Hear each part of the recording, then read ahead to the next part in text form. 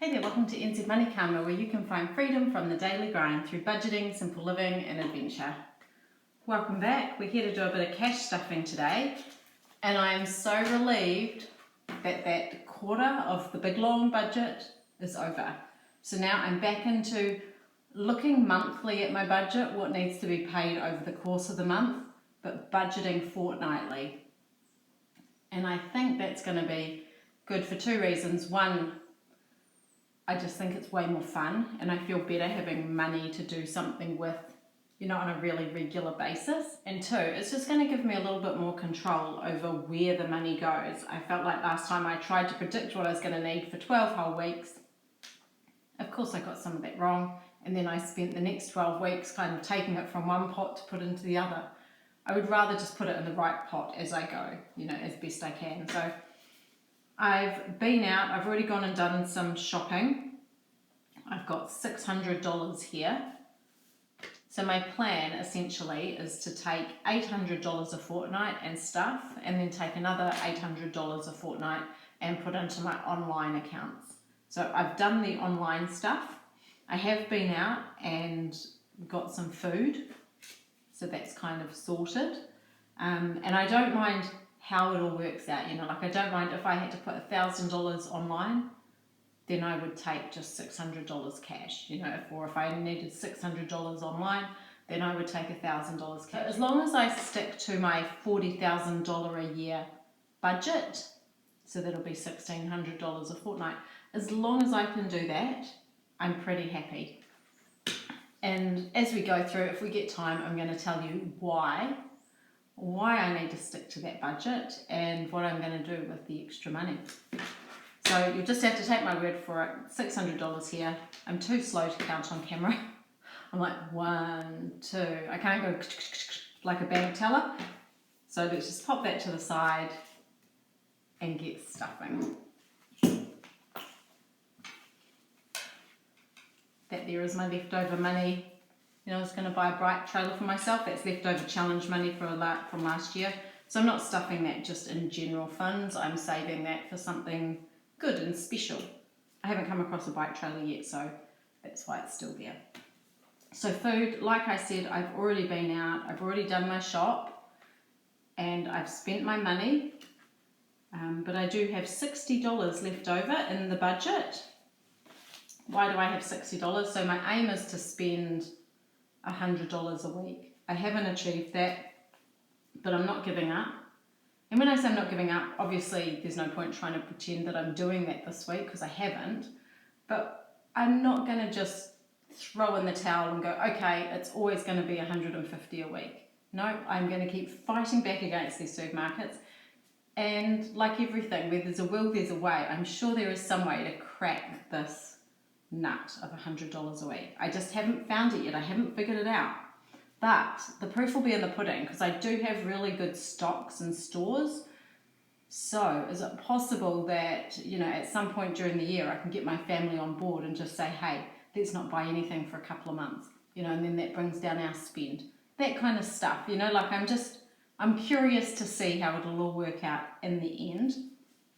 But basically what I've done is, this fortnight, I'm thinking, okay, if I allocate $150 a week, so $300 for the fortnight, that's pretty generous for me. There will definitely be money left over. If there's money left over, I'm going to pop it in my challenge. That's another way for me to kind of bulk this up without feeling like I'm depriving myself or the family of food, making it uncomfortably tight. I'm actually meant to have 65 to put in here, but I don't have 85, so I'm just making it 60. And if there's something left over, which I hope there would be at the end of the fortnight, then I won't keep it in here, I'll pop it straight in there. Okie doke, into the garden. One thing, actually, I'm going to skip ahead. Which binder is it in? Let me just go straight to, I got one for dog groom. I've done this so rarely this year that I can barely remember where anything is. So I've only got $10 in there. Yeah, only $10. But he is going for a groom this week. So before I start anything, I need to put in $80, because a groom is $90.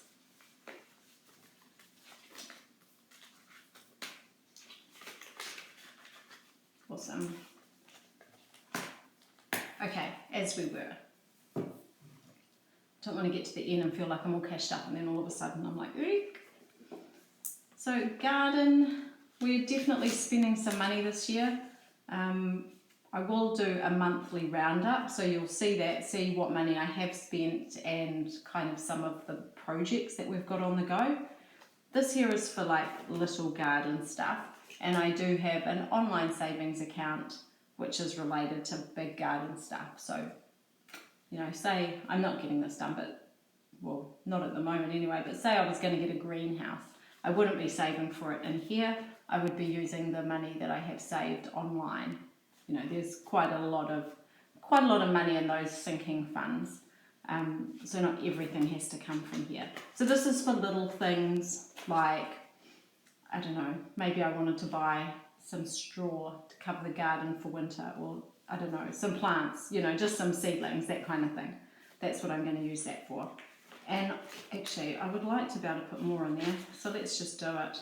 I really enjoy the garden, and I'm committed this year to putting in tons of not only time and effort, but also some money to get some of the bigger jobs done that I've been putting off.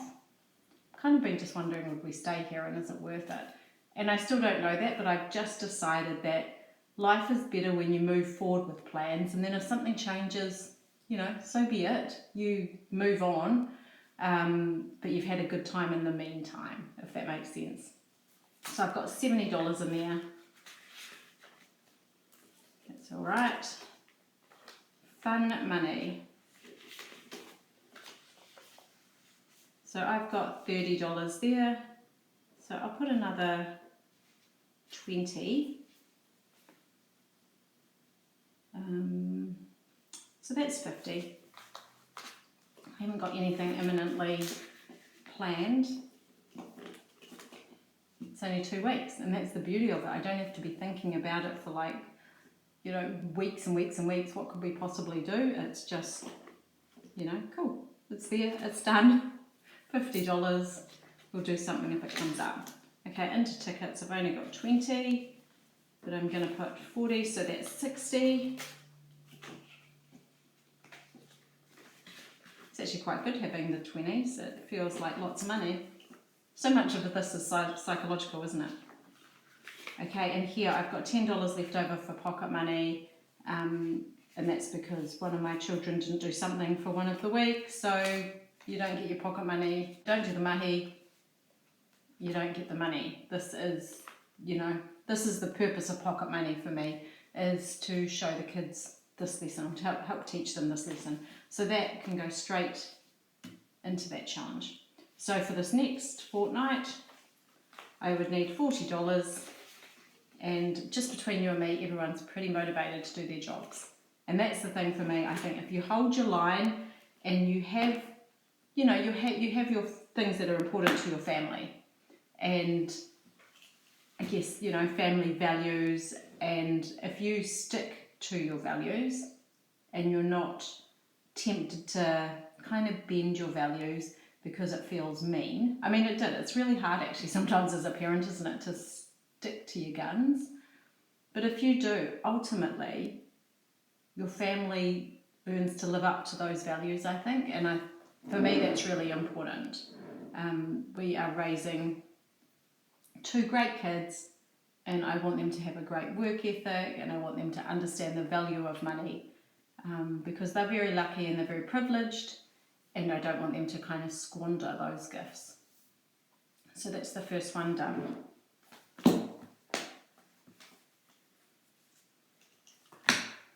Now, doctor. Now this actually reminds me I need to make a doctor's appointment for my daughter. So there's $40 in there. That wouldn't be enough to see a doctor. $80 is enough for one person to see a doctor.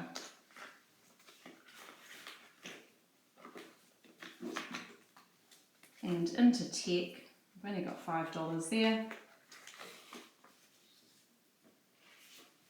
I don't really have anything specific to spend that money on. I'm not sure, it's tax time now in New Zealand, so I'm not sure if I'm going to owe tax or get tax back. I have to wait and see. If I get something back, that's probably what I'm going to use it for, tech. And a car warrant. So there's 60 and I'll just give myself a 5 back there.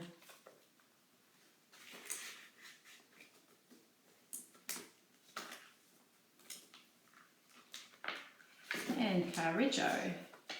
So 150, 65, 165.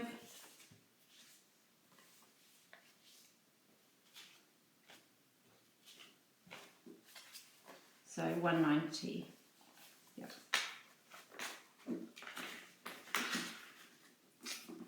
Now petrol.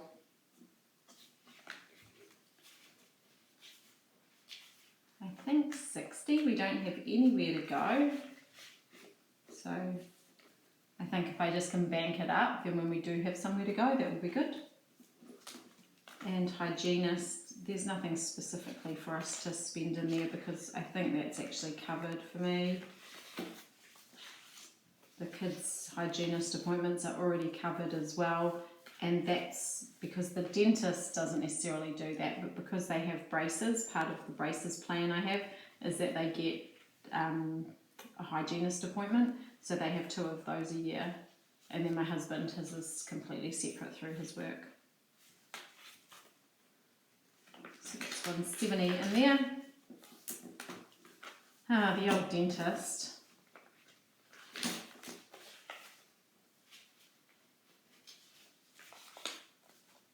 Better not beat around the bush with that one, it's always going to be expensive, isn't it? That's 200 in there. And optometrist, 120, let's go.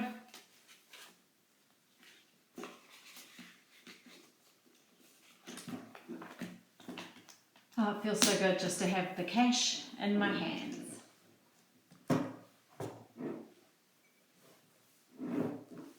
So, why am I saving so hard? And that is a really good question, because if you've watched this before, you know we're not necessarily really low income earners. We're very middle of the range, I would say, income earners. We have paid off our house, so we have a reasonable amount of financial freedom. We're not free, financially free. We still do have to work in order to make our finances kind of meet our needs. But we have a lot of freedom with that money. So what we're doing with everything that we don't spend, so we have a $40,000 budget, everything we earn that's above $40,000, whether that comes through work, whether that comes through investment income, whatever, we save that. We save it all. So what we live on is this $40,000. Now, what are we saving for? Well, we have lots of big goals. We have some big goals that involve an early retirement, and particular investments that we're looking at. We would like to do some big travel. I guess that's probably the most immediate thing that you're going to see on this channel, is our aim for a really good trip this Christmas. And I can make that happen if we stay living on the $40,000. I can make that happen without having to dip into investments and kind of steal money from one pot to another. I don't want to do that. That's not a viable way for us to move forward.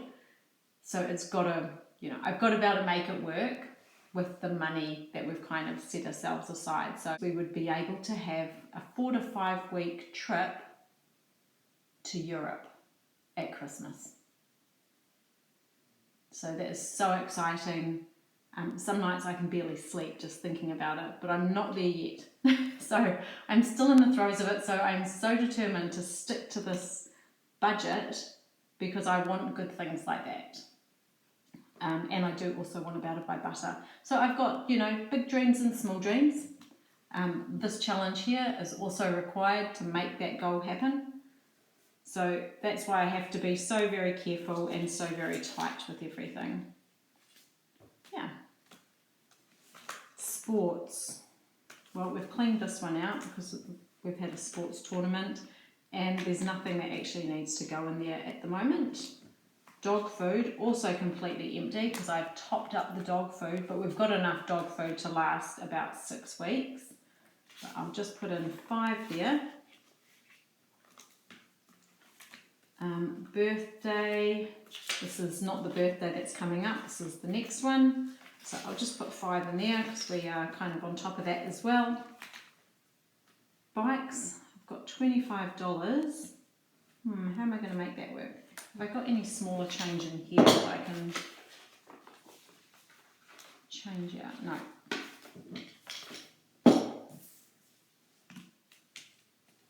So I would like to give bikes $5 if I had it. Shoes, so what have I got left? Shoes, clothes, dog groom I've done, vet's up to date. I don't actually need that money there. Giving and Christmas and Easter's sorted. So let me take out this because it's actually not needed. And I'll swap that for a 20. And we'll just start resaving for this for when it is needed. Oops. So there's 20 into giving. What do we got for Christmas? 1, 2, 3, 4, 5. So there's $100 for Christmas. We won't have a lot of Christmas expenses, I don't think, because they will come under the travel umbrella because we won't be here for Christmas. That's my thinking. So we'll need a little bit for gifts for other people, but we won't need gifts for ourselves. So let's just give myself another 20. So there's 120. If I can get that up to about $500, I think that will kind of do it. And haven't spent anything from this one, but that will be coming up, so that'll go sooner rather than later. So let's go back here because I didn't put anything in clothes or shoes, and I'm sure at some point we're going to need something. We buy the majority of our clothes secondhand, but we do sew also in this household. So if I'm buying material, it would come out of here. If we're buying clothes, which is a lot cheaper than sewing things, I have to admit, but you lose the skill. If you don't know how to sew, then you can't sew something, you can't adjust something, you can't fix something. So it's important to me that I enjoy sewing, so I like to do that just for the fun of it, but it's also important to me that I hand on that skill to my children, and for them to enjoy that, they like to go and pick the material. So clothes is either second-hand clothes or material. Soon I will be looking for some wool actually. That will probably come out of my spending money though, because I want to knit myself a vest.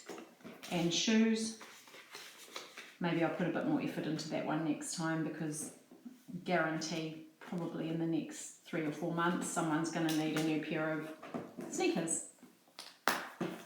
How are you guys going with your budget so far? Did anyone else try a quarterly budget, or were you all watching from home thinking, you're mad, it's never going to work? You were right, it really didn't work. And this year I'll just show you where I'm at. So I've crossed off a few since we last chatted, so I've got $4 here that is due to be crossed off, and that would get me kind of tidied up for February. So I'm just 1 whole month away from, not away, I guess I'm 1 whole month behind, aren't I? But I think now with my new budget system, I'll be using cash more often, so you get more change. When you're only doing it once a month, you don't really get very much change because you're just spending once. So all my silvers go in there, and then all my notes and coins go in here. So let's see, what can I knock off? I've got 20, but every time I've got a gold coin for change, I put it in here and I keep a note of it on the back. So I've got $10 kind of banked in here that I haven't crossed off, and any silvers I put in here. So I've got $10 here and I've got $20 here. Actually, maybe I'll just go for the 30. That would make more sense, wouldn't it?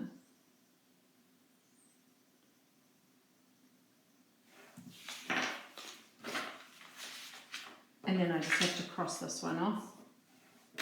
so I know that I'm back to 0. So next time I get a gold coin, I'll pop it in there again. Oops.